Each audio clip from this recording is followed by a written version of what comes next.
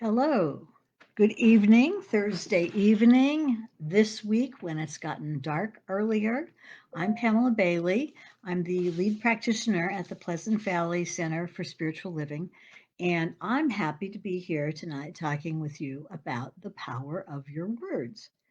And when I chose the title, the person who does these things says, "Well, don't you mean word?" And it's like, no, what I mean is the power of your words. That is the ones that come out of your mouth, the ones that you say in other people's hearing. Now, in fact, what we think of in spiritual terms as we think of the Bible story in Genesis of how God created the world by saying, "And let there be," and then there was, and it was good. This is not the power of words that I'm speaking of tonight, and that is very much there. I also mean the words that you speak, not the ones that are running around in your head. And we all have those. We have these internal conversations. Most of the time, they're not very positive. In fact, they're telling us what we didn't do right and what we could have said, or we're nattering on about something that we don't like about somebody else or a certain circumstance. And they just go on, and they groove a rut in our minds, and they unless we pay attention and unless we intentionally stop them, we will continue to have them running around in there. And guess what? They don't create for us a happy life or one that other people enjoying being around us in.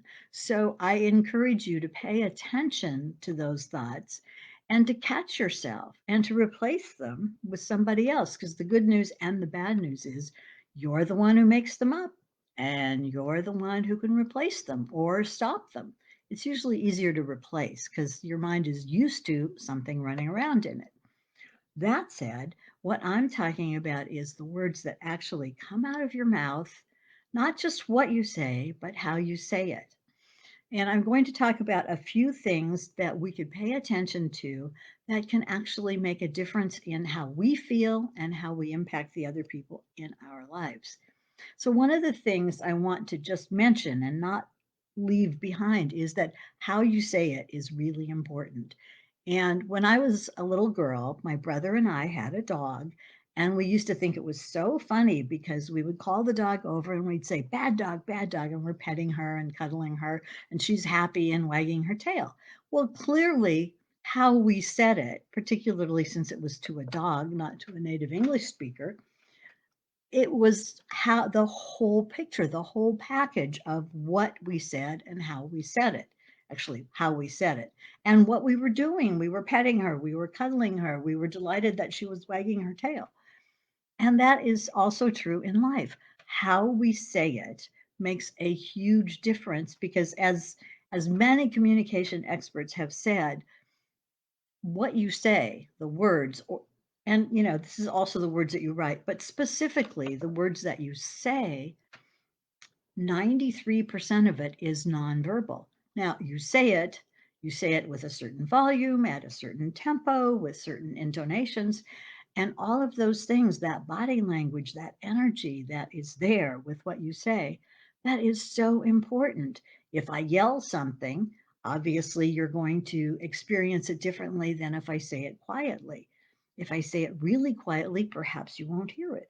Or perhaps it will cause you to pay more attention because, gosh, she's saying it so quietly, but maybe it's something really, really important. So I better pay attention.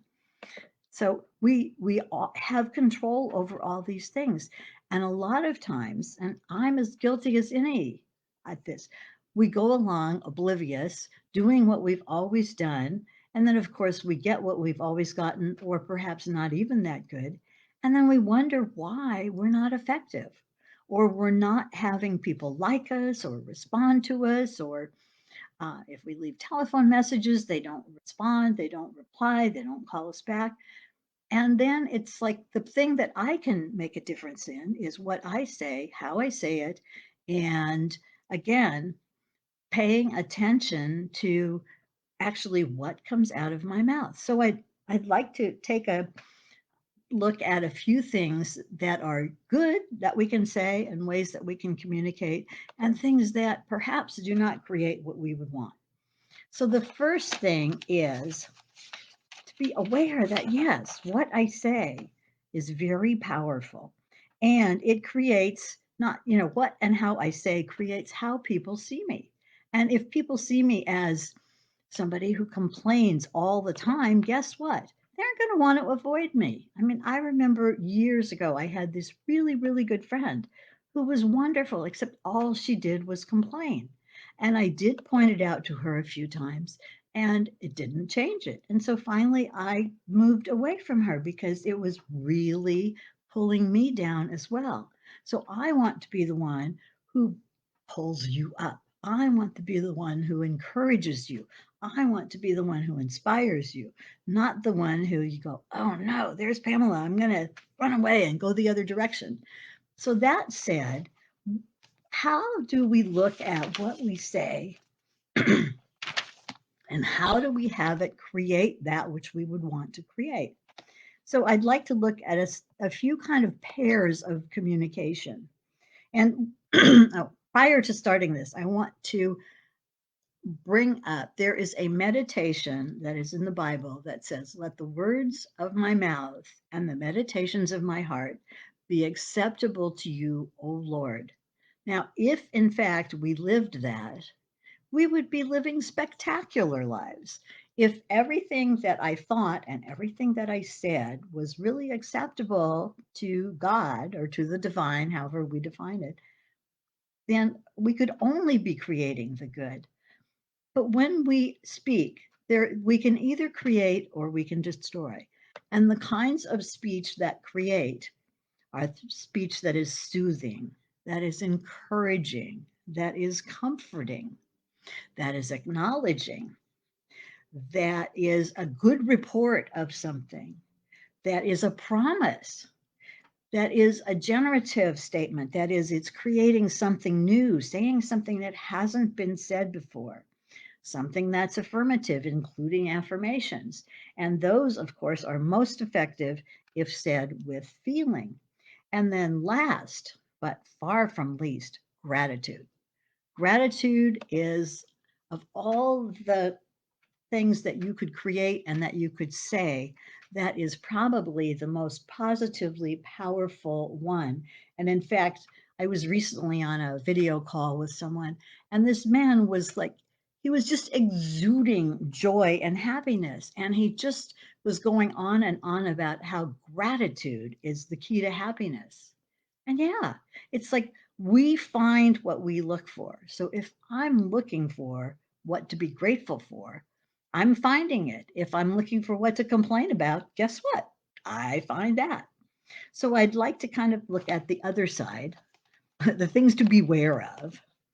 And so saying things in anger, that's not usually a good idea, or and something that's intentionally inflammatory, lobbing a verbal bomb and seeing what happens. It's generally not going to be good, and you may wish to do that, and it seems to be done in our political world a lot these days. But what does it create?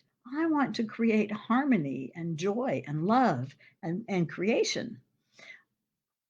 If you say things that are fearful or that generate fear or that warn of the potential negative consequences of something, that is destroying. And here's a couple of really big ones. If you're sarcastic, there's something about sarcasm where when you say something sarcastic, two things always happen. One is it will always generate distance in the relationship, whether you're conscious of it or not. And the other is there is always a barb or a stinger in it. And there's a bit or more of pain when you have that barb and that stinger. And I actually had an experience many years ago. Oh my goodness, probably 40 years ago or more.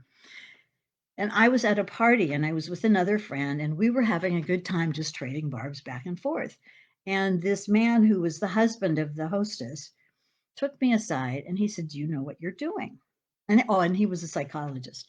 And I said, "Yeah, I'm trading zingers with my friend." And he said, "Well, do you realize the effect that it has?" And I said, "Oh, yeah." I said, "We can see who can be quicker and smarter." And he said, no, that's not what I'm talking about. What he said just, it just was so profound and it hit me so hard. Every time you say something in sarcasm, it does create distance with that person, that other person, and it creates some pain. There's that zinger, that stinger, that barb, whatever you want to call it, but it always predictably will be harmful and create distance. And if that's what I want to do, great, but generally that's not what I would want to be doing. Not not at this stage in my life, and in previous stages I didn't want to either. And then, see, there's a couple of other things. Broken promises. So if you regularly promise someone that you will do something and then you don't, then they don't listen to you as someone who's going to keep their word. And that's not an empowered context. If you always say, oh, I'll be on time this time, and then you're not, well, they're not going to expect you to be on time, or they'll put a correction factor in and they'll tell you 15 minutes earlier than it actually is. So maybe you'll show up on time. Is that how I want to be living my life? And that's just one area of promising. There's another, oh, and criticism. Criticism is really dangerous. Some people are hypersensitive to it. Not everyone, but some people are. None of us like to be criticized. We all like to be acknowledged and recognized for human beings and for what we're up to and that we're giving it our best effort. Criticism is one of those things, not a good idea. Catch yourself at it. It's instead of both with criticizing and complaining, look for what it is that you do want. Make a request for what you do want as opposed to focusing on what you don't want. Now, when we complain, it's another one of those areas that we don't want to spend our verbal time in. And yet, that's a really pervasive one. And I know many years ago I did this thing where I took on this practice of not complaining for 30 days. Oh my gosh. What a crazy promise to take on. It took me a very long time to even get past 2 days. And then I would get up to 5 or 6, and then I'd forget or say something that was a complaint. And so when I got to day 17, I practically said nothing for the next 13 days so I could get to my 30 days. Now, for a while, since I was practiced at recognizing complaints, I didn't do it. But guess what? Life is something that goes on and we forget. And those things sneak back in. And the one thing about complaints is when we complain about something, sometimes, in fact, a lot of times, there's something that we really want. And so the man who complains about how many hours he has to spend at work, well, what else is there?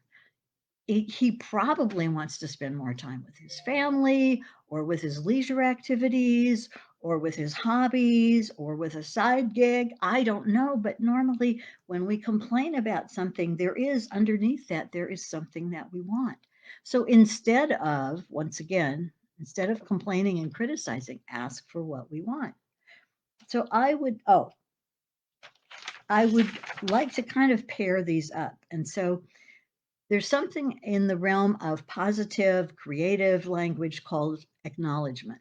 And that's a little different than a compliment. When I acknowledge you, I'm recognizing that you have grown or that you've put some effort into something and you've really shown up in a new and more positive and powerful and accomplished way. So that is one side of it, that acknowledgement, criticizing you. So, and I think parents unfortunately do this, and then they create this society of perfectionism, which is definitely not not what we really want to be living in.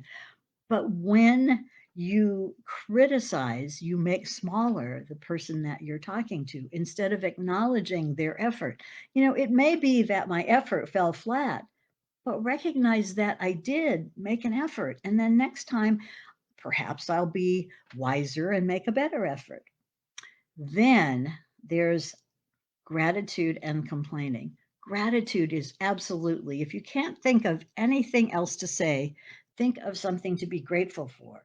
And this is particularly so when you wake up those mornings when it's like, oh, you didn't sleep well, maybe your stomach is upset, or you have a meeting that you don't want to go to, or you have to do your laundry and you just don't want to do it. Whatever it is, if you are there and you're complaining about it, it's just not a good thing because you'll get more of it. What we focus on and what we um, it's like what we appreciate, like money appreciates when we put it into an investment and it appreciates and it pays dividends or interest. Well, what we appreciate appreciates, and what we focus on appreciates. So let's focus on what we're grateful for and have that appreciate rather than that other stuff that we don't want. And then we seem to persist in talking about it. That just brings it back into existence for us. We don't want to do that. There's another area where there's conversations which are creative. They're saying something new or they're getting people enthused about something that you're up to and they're joining in what you're creating, or there's the same old story that you've been telling forever and ever. And there's nothing wrong with telling a story. There's nothing wrong with reporting what happened. However, it's focused on the past. Well, where are we living? We're living right now in the present. And we live in the present, moving toward a future. And what we do now is what determines the future that we're going to have. So, do we want to have a repeat of the past or do we want to create something new? So, when you're launching into one of those stories, it is a good idea to look at, is this something that I want to create more of? Or would I rather say something new? Would I rather create something in what I'm saying and inspire whoever I'm talking to join me in this creative endeavor, whatever it is? And then there's promises and broken promises. I did speak of these. So if I make a promise, and if it's a promise directly to you, or a promise, like let's say that I have a buddy and we're supporting one another in regularly exercising. That's a terrific thing to do. That kind of communication is supportive toward your growth, toward your better life. So when you have a buddy or someone who listens to you as your promise, that is like, it's really, really a gift that cannot be measured in its value. And then when you break the promise and you say, oh, well, I don't need to do it today. And then you hide out from your friend because you were supposed to call them and tell them when you did it. That is just creating more of that negative self talk because then you tell yourself, oh, I'll never, whatever the thing that you're setting up to do, whether it's exercise or clean up your house, or it doesn't matter what the thing is. It's like, when you make a promise to do something that you know would be valuable in your life and you break it, the best thing to do is to be straight about it, to talk to the person to whom you made the promise and say, I promised that I would do whatever it was, that I would do my exercise, that I would go to the gym and spend 20 minutes on the treadmill. I did not even go to the gym. And I am creating a new promise, which says that this evening I will go to the gym and I will spend 20 minutes on the treadmill. Or this evening I will go to the gym and I'll spend 10 minutes on the treadmill. But don't just let it pass and then try to cover it up because those things just make us feel bad about ourselves. At least for me, it does. And then this whole thing about saying things that are encouraging to others and that have us zone. We all like comfort. That's kind of a human thing. We like to have enough to eat and we like to have a safe place to live and we like for the temperature to be the way that we like it. But also, if we're wanting to enlarge our lives, if we're wanting to step up to something greater, we must say new things and we must be willing to risk. We must be willing to fail. We must be courageous. And by our being courageous and by our putting ourselves out there and saying something new, like, oh, I'm not going to have sugar for all of this month, and don't choose December or November for that because that's the holidays. But January, we all do that. Only really make a promise and be courageous in making a big promise and make a promise that you believe, certainly when you make it, that you can keep, and that you have somebody that you're making it to that loves you and will support you in remaking it should it not work. And there's this whole thing, being an optimist or being a pessimist, being a creator or a destroyer. We all know what those are. And guess what? We all get the choice moment to moment and what it takes. Your words are powerful. It takes remembering that what comes out of my mouth forms your picture of me, and it creates the life that I live. So I don't want to be a pessimist. I want to be an optimist. I want to be creating positive things in my life, and I want to be creating positive things for those in my life. So that said, I want it takes being aware and present to what is coming out of my mouth. And can I do it? Yes. Is it a practice? Yes. Is it a muscle that I build? Absolutely. And it does take a while. And so I can be generous with myself. I can be kind to myself and say, oh, well, I didn't do so great on that and I'm recommitting to it. Or maybe I'm going to take a different approach. But if something is truly important, we'll continue until we find a way. So, what I'm committed to be doing in my speaking is to be speaking kindly, to be speaking in ways that are encouraging, to be grateful, to be acknowledging people. I can't think of anything that's better than being acknowledged, not being complimented, that's nice too, but being acknowledged for showing up and for doing something, maybe something I've never done before, and to make promises and to have fun, to have people have this positive sense of joy because we're grateful and we're creating something. And so I know that the words that come out of my mouth are powerful. So I want to end this talk with the same thing that I started with, which is that meditation from the Bible. Let the words of my mouth and the meditations of my heart be acceptable in thy sight, O Lord. And in that, I'm going to end, and I am thanking you for listening.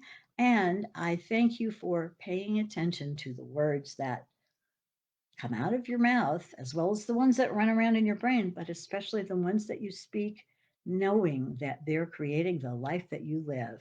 Make it a good one. Thank you so very much, and good night.